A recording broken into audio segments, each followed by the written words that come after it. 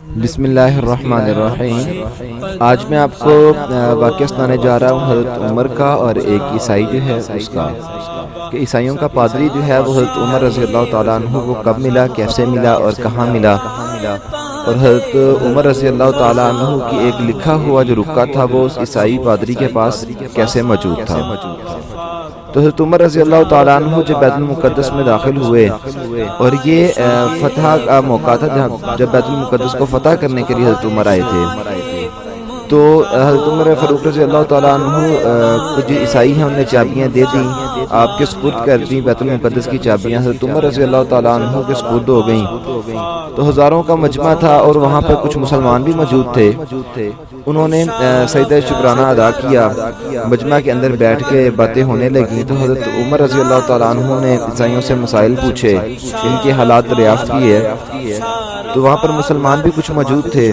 ابھی یہ مجمع وہاں پر لگا ہوا تھا، لوگ بیٹھے ہوئے تھے، محفل چل رہی تھی کہ ایک آدمی بھاگتا ہوا آیا اور آ کر کہنے لگا کہ یہ کاغذ ہے۔ فاروق اعظم رضی اللہ تعالیٰ عنہ نے وہ کاغذ دیکھا، کاغذ دیکھ کر اس بدو سے کہا کہ جس کی داڑھی بھی سفید ہو چکی تھی، بوڑھا آدمی لگ رہا تھا، اس کی عمر بھی بہت زیادہ ہو گئی تھی۔ تو حضرت عمر نے چٹ دیکھ کر فرمایا یہ نہیں ہوگا، یہ جگہ میری نہیں ہے، میرے باپ کی نہیں ہے اور میری اولاد کی بھی نہیں ہوگی۔ وہ آدمی جو ہے وہ وہاں سے چلا گیا۔ اب سارا مجمع حیران تھا کہ وقت کے امیر المؤمنین جو ہیں، خلیفہ جو ہیں وہ یہاں پر موجود ہیں، اور ایک شخص آتا ہے، آ کر ان کی ہاتھ پہ کوئی چٹ دیتا ہے، اور حضرت عمر اس کو کہتے ہیں کہ اب یہ نہیں ہوگا۔ تو یہ آدمی کون تھا؟ ہزاروں آدمی وہاں موجود تھے، بیت المقدس بھی فتح ہو چکا تھا، کوئی معمولی بات نہ تھی، ایک مجمع لگا ہوا تھا۔ اس مجمع کو جو ہے وہ صفوں کو چیرتا ہوا وہ شخص آیا اور آ کر حضرت عمر سے درخواست کر رہا ہے۔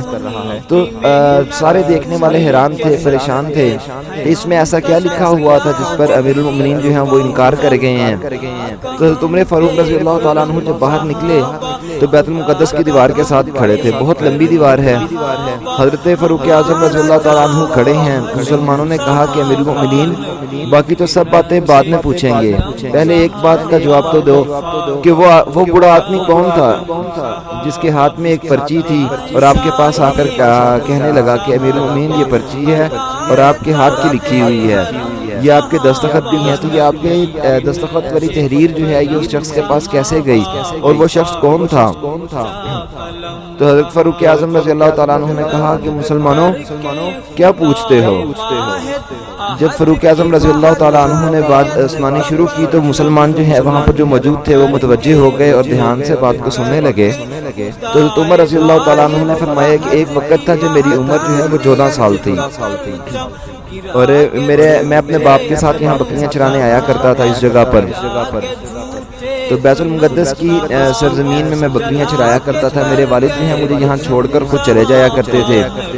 تو جب یہاں پر گرمی زیادہ ہو جاتی تھی تو یہ دیوار کے پاس جو ہے سایہ ہوتا تھا، میں یہاں پہ آ کے اکثر سو جایا کرتا تھا، آرام کرتا تھا، یہاں پر لیٹ جاتا تھا۔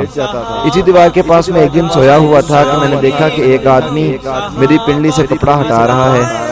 میری آنکھ کھلی، میں نے کہا کون ہو؟ تو میری پنڈلی سے کپڑا کیوں ہٹاتے ہو؟ اس نے کہا تیرا نام کیا ہے؟ میں نے کہا میرا نام عمر ہے۔ اس نے کہا تیرے باپ کا نام کیا ہے؟ میں نے کہا خطاب۔ تو اس نے کہا کہ تمہارے باپ کا نام خطاب ہے؟ کہنے لگا اچھا ایک بات ہے۔ اس نے کہا کہ ایک درخواست ہے۔ تو اس نے کہا کہ مجھے لکھ کے دو کہ جب بیت المقدس پر میری حکومت ہوگی تو یہ ساری جگہ میں تجھے دوں گا۔ اس وقت میں نے کہا کہ وہ جگہ میری کب ہوگی؟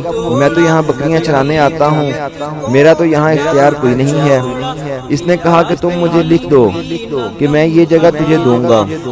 اس نے کہا کہ تم مکہ سے آئے ہو، میری کتاب کہتی ہے کہ جو مسلمانوں کا دوسرا خلیفہ ہوگا اس کی پنڈلی پر نشان ہوگا۔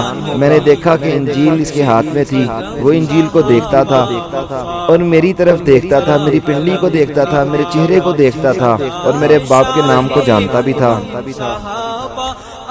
اب اس نے کہا کہ اے عمر میری کتاب میں لکھا ہے کہ یہ شخص مسلمانوں کا دوسرا خلیفہ ہوگا، اس لیے اس نے مجھے کاغذ دیا اور کہا کہ تم اس لیے مجھے اس کاغذ پر جو ہے وہ لکھ کر اور دستخط کر کے دو گے اور تمہیں لکھنا تو پڑے گا۔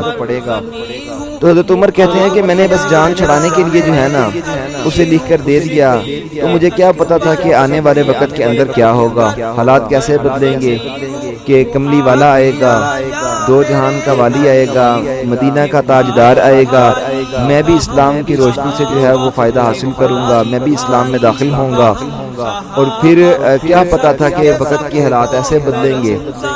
تو حضرت عمر رضی اللہ تعالیٰ عنہ کہتے ہیں کہ یہ وہ شخص تھا جس کو میں نے جو ہے وہ لکھ کے دیا تھا، لیکن اب جب کہ حکومت میری ہے، سلطنت میری ہے، لیکن اس کی جائیداد کے اوپر، اس کی زمین کے اوپر میرا کوئی حق نہیں ہے، یہ مسلمانوں کی ملکیت ہے، اس کا جو فائدہ ہے وہ مسلمانوں کو پہنچنا چاہیے ہے، میری ذات کو نہیں پہنچنا چاہیے۔ اس لیے میں نے اس سے کہا تھا کہ اب یہ جگہ میری ذاتی ملکیت نہیں ہے، یہ مسلمانوں کی ہے، اور میں مسلمانوں کی ملکیت جو ہے وہ تمہارے نام کیسے کر سکتا ہوں۔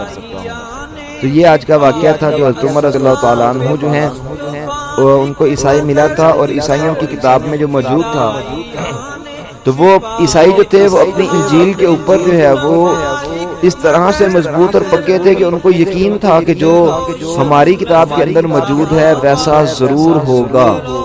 تو اللہ تعالیٰ یہ ایمان جو تھا یہ ہمیں بھی نصیب فرمائے، لیکن ہماری اپنی کتاب قرآن پاک کے لیے کہ ہمیں بھی اس بات کا یقین ہو، اس بات پر پختہ یقین ہو کہ جو بات قرآن پاک میں لکھی گئی ہے وہ لازمی ہوگی۔ اللہ تعالیٰ نے جو بات لکھی ہے ہر بات سچی ہے، جو کہی ہے وہ ہر بات حق ہے۔ اللہ تعالیٰ اس طرح کا پختہ یقین جو ہے نا ہمیں بھی نصیب فرمائے۔ السلام علیکم ورحمۃ اللہ وبرکاتہ۔